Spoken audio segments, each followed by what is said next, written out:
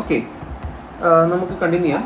നമുക്ക് അടുത്ത എക്സാമ്പിൾ എടുക്കാം. നമുക്ക് എക്സാമ്പിൾ 2.3 മൂന്നാമത്തെ എക്സാമ്പിൾ അതാണ് എഴുതിക്കുന്നത്. എഫ് ഇൻഫിനിറ്റി വെച്ചാൽ നമുക്കറിയാം എന്താണ്, സീക്വൻസുകളാണ് അല്ല, സീക്വൻസ് ഓഫ് സ്കേലാർസ് ആണ് എഫ് ഇൻഫിനിറ്റി ഇൻഫിനിറ്റിയിലേക്ക് തന്നെയുള്ളൊരു മാപ്പിംഗ് ആണ് ടി. നമുക്കപ്പോൾ എഴുതാം. അപ്പം നമ്മുടെ അടുത്ത എക്സാമ്പിൾ അതാണ് എഫ് ഇൻഫിനിറ്റി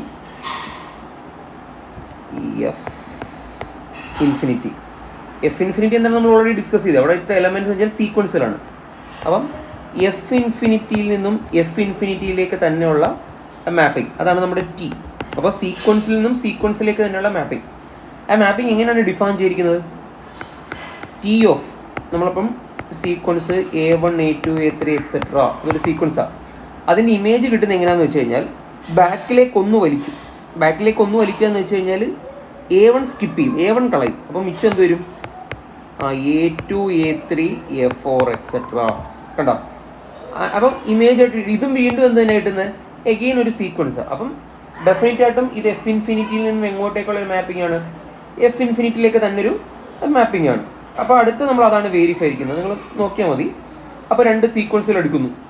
അപ്പോൾ നമ്മൾ അഡിറ്റീവ് പ്രോപ്പർട്ടിയും അതേപോലെ മറ്റേ സ്കേലാർ പ്രോപ്പർട്ടീസ് സാറ്റിസ്ഫൈ ഉണ്ട് നോക്കുക, ഹോമോജിനിറ്റി പ്രോപ്പർട്ടീസ് സാറ്റിസ്ഫൈ നോക്കുക. അപ്പോൾ നമ്മൾ അതിനുവേണ്ടി രണ്ട് sequence A1 A2 etcetera A3 എക്സെട്രയും അടുത്ത് B1 B2 B3 എക്സെട്രയും എടുക്കുന്നു.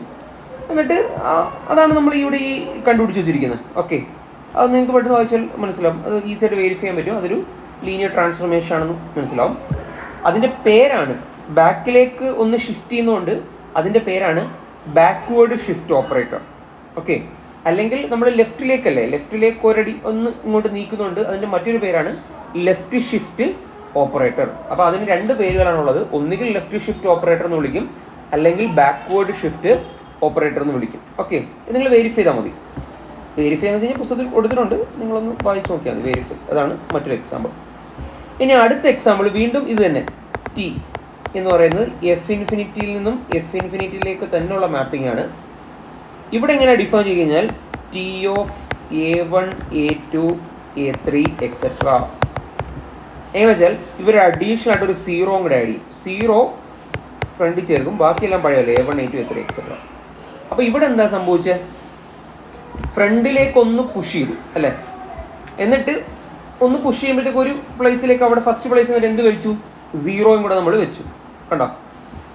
അപ്പം അതിനൊപ്പം നമ്മൾ സ്വാഭാവികമായിട്ട് എന്ത് പേര് വിളിക്കാം? ഫോർവേഡ് ഷിഫ്റ്റ് ഓപ്പറേറ്റർ എന്ന് വിളിക്കാം, അല്ലെങ്കിൽ റൈറ്റിലേക്കാണല്ലോ മൂവ് ചെയ്ത്, അതുകൊണ്ട് വേണമെങ്കിൽ റൈറ്റ് ഷിഫ്റ്റ് ഓപ്പറേറ്റർ എന്നും നമുക്ക് വേണമെങ്കിൽ വിളിക്കാം. ഓക്കെ, എനിവേ ഇതും എന്ത് തന്നെയാണ്? ഒരു ലീനിയർ ട്രാൻസ്ഫോർമേഷൻ തന്നെ ആണ്. ഇത് നിങ്ങൾക്ക് വെരിഫൈ ചെയ്യാം. ഓക്കെ, മനസ്സിലായല്ലോ? അപ്പോൾ ഇതൊക്കെയാണ് ബേസിക് ആയിട്ടുള്ള എക്സാമ്പിൾ. അപ്പോൾ ഇത്രേ ഉള്ളൂ എക്സാമ്പിൾ 2.3. ഇനി നമ്മൾ അടുത്ത എക്സാമ്പിൾ 2.4ലേക്ക് പോവുകയാണ്. എക്സാമ്പിൾ 2.4 എങ്ങനെയാണെന്ന് വെച്ച് കഴിഞ്ഞാൽ ഇത് ഇത്തിരി മനസ്സിലാക്കാനുണ്ട്. വി എന്ന് പറയുന്നത് ഒരു n ഡയമെൻഷണൽ വെക്റ്റർ സ്പേസ് ആണ്. അപ്പം വി എന്താണ്? ഒരു n ഡയമെൻഷണൽ വെക്റ്റർ സ്പേസ് ആണ്.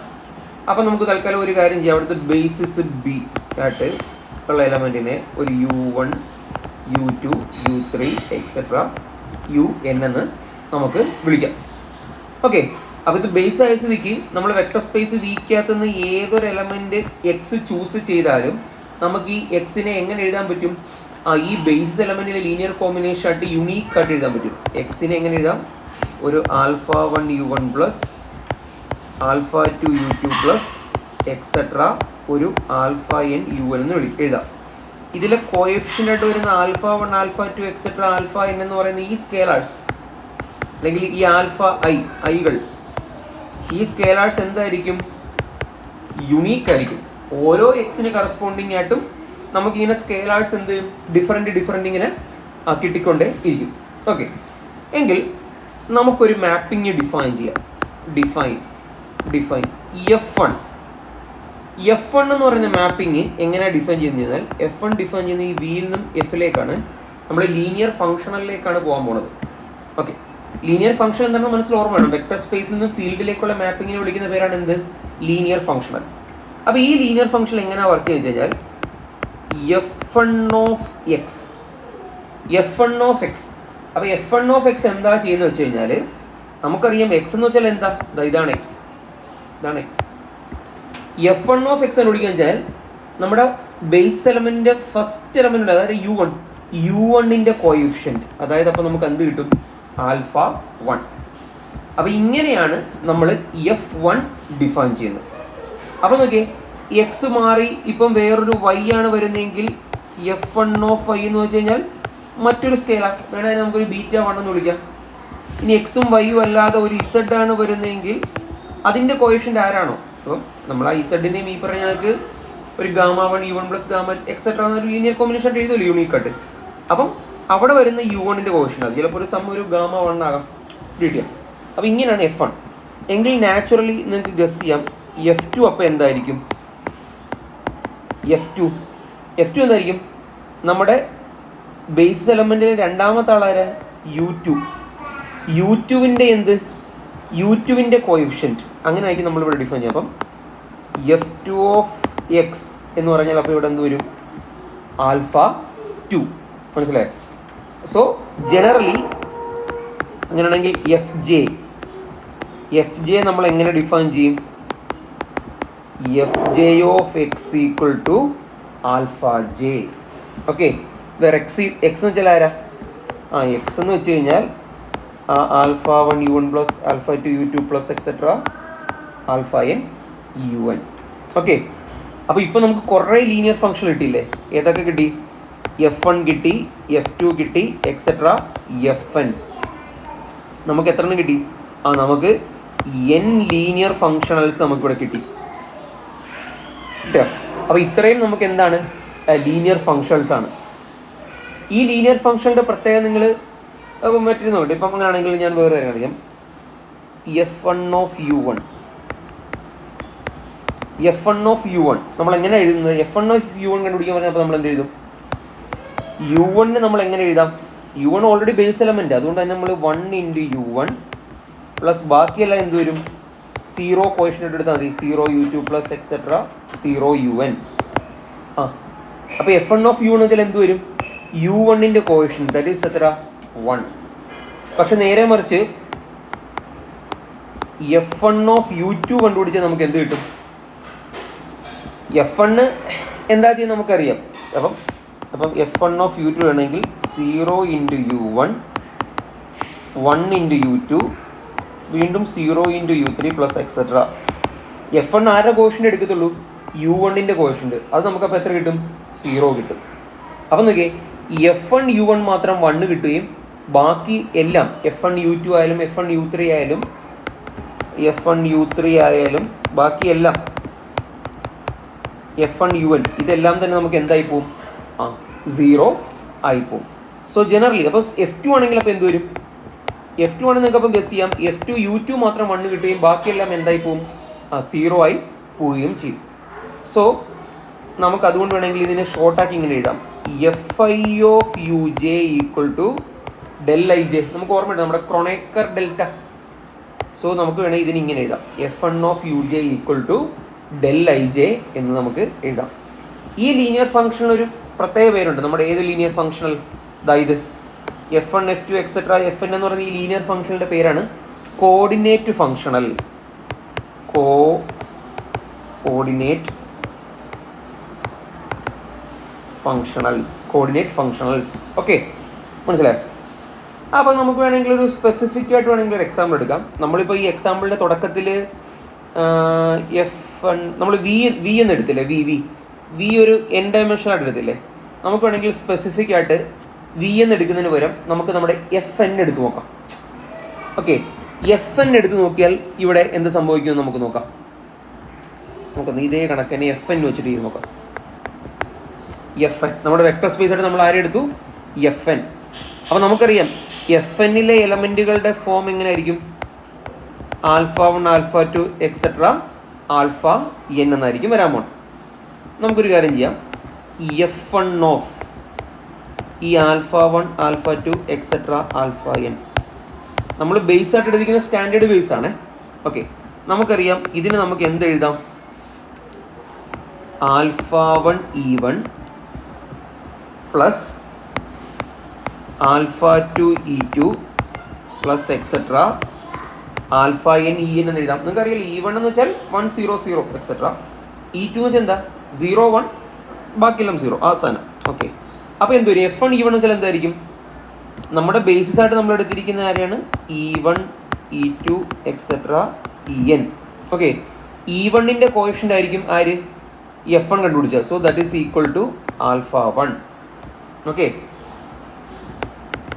F1 ഓഫ് പിടി നിങ്ങൾക്ക് കാര്യം മനസ്സിലായി. അപ്പോൾ ഇതായിരിക്കും F1 ഓഫ് ഇതിലുണ്ട്. ഇനി F2 of alpha 1 alpha 2 et cetera alpha N കണ്ടുപിടിച്ചാൽ എന്ത് വരും?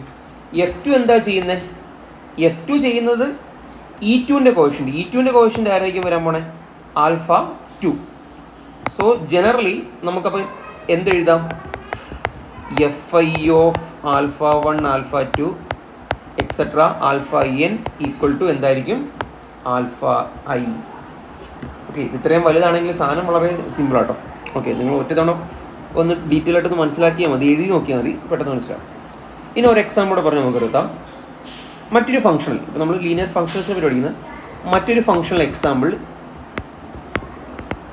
ഇവാലുവേഷൻ ഫംഗ്ഷണൽസ്. അടുത്തതാണ് ഇവാലുവേഷൻ ഫംഗ്ഷണൽസ്. ഇതവിടെ കിടപ്പുണ്ട്, നോക്കാം.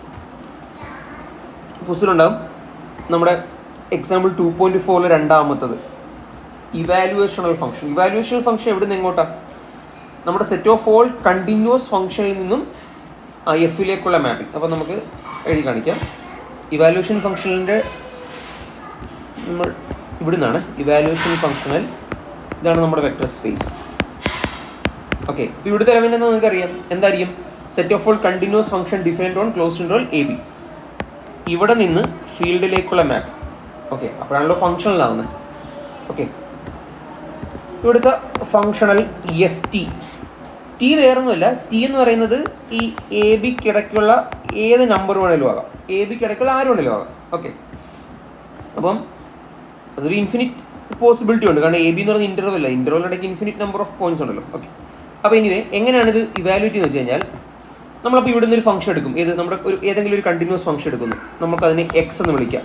എക്സ് ആണ് നമ്മുടെ ഫംഗ്ഷൻ, കണ്ടിന്യൂസ് ഫംഗ്ഷൻ നിൽക്കട്ടെ. ഇതെങ്ങനെ കണ്ടുപിടിക്കുക വെച്ചാൽ എക്സ് ഓഫ് ടി നിങ്ങൾ കണ്ടുപിടിച്ചാൽ മതി. എക്സ് ഓഫ് ടി കണ്ടുപിടിച്ചാൽ നാച്ചുറലി അതെന്തായിരിക്കും? ആ ഒരു എന്താ പറയുക, ഒരു പർട്ടിക്കുലർ റിയൽ നമ്പർ ആയിരിക്കും, ഫീൽഡ് എലമെൻ്റ് ആയിരിക്കും. അപ്പോൾ ഇതാണ് ലീനിയർ ഫംഗ്ഷണൽ. അപ്പോൾ നിങ്ങൾ നോക്കിയേ ഈ FT. അപ്പോൾ FT ഓഫ് മറ്റൊരു ഫംഗ്ഷൻ നിങ്ങൾ y എടുത്താൽ നിങ്ങൾക്ക് എന്തായിരിക്കും കിട്ടുന്നത്? y of T. കാര്യം മനസ്സിലായി? അപ്പം ഈ ഫംഗ്ഷനിൻ്റെ പേരാണ് എന്ത്? Evaluation function. കാരണം നമ്മൾ ഇവാലുവേറ്റ് ചെയ്യുമല്ലേ. ഞാൻ ഒരു സിമ്പിൾ എക്സാമ്പിൾ പറയാം. ഇപ്പോൾ ഇത് മാറ്റിയിട്ട് നമ്മുടെ ക്ലോസ്ഡ് ഇന്റർവൽ 0 1 F. ഓക്കെ, ഇവിടെ നിന്ന് Fൽ ക്ലോസ്ഡ് ഇന്റർവൽ 0 1 കണ്ടിന്യൂസ് ആയിട്ടുള്ള ഒരു ഫംഗ്ഷൻ നിങ്ങൾ ഏതെങ്കിലും എടുക്കുക. ഇപ്പം എക്സ് സ്ക്വയർ കണ്ടിന്യൂസ് ഫംഗ്ഷൻ ആണല്ലോ. ഓക്കെ, ഇനി ടി ആയിട്ട് ഞാൻ എടുക്കുന്നത് 1/2 ആണെന്ന് ഇരിക്കട്ടെ. ഓക്കെ, എങ്കിൽ എഫ് ഓഫ് 1/2 എക്സ് സ്ക്വയർ എന്ന് വെച്ചാൽ നമ്മൾ എന്താ ചെയ്യേണ്ടത്? എക്സ് എന്ന് പറയുന്ന ഫംഗ്ഷൻ്റെ അവിടെ 1/2 സബ്സ്റ്റിറ്റ്യൂട്ട് ചെയ്യുക. അപ്പം 1/2 സ്ക്വയർ അതെത്ര? 1/4. കണ്ട, ഒരു സ്കെയിലാറല്ലേ കിട്ടുന്നത്. അപ്പോൾ ഇതിനോട് വരും. അപ്പോൾ ഇനി എക്സ് സ്ക്വയർ എന്ന് പറയുന്നത് നിങ്ങൾ വേറൊരു ഫംഗ്ഷൻ, ഒരു കണ്ടിന്യൂസ് ഫംഗ്ഷൻ x³ എടുക്കുകയാണെങ്കിൽ നമുക്ക് എന്ത് കിട്ടും? 1/8 കിട്ടും. അങ്ങനെ മാറിക്കും. അപ്പോൾ ഇതാണ് ഇവാലുവേഷൻ ഫംഗ്ഷണൽ എന്ന് പറയുന്നത്. ഓക്കെ, അപ്പോൾ ഇത്ര നിങ്ങൾ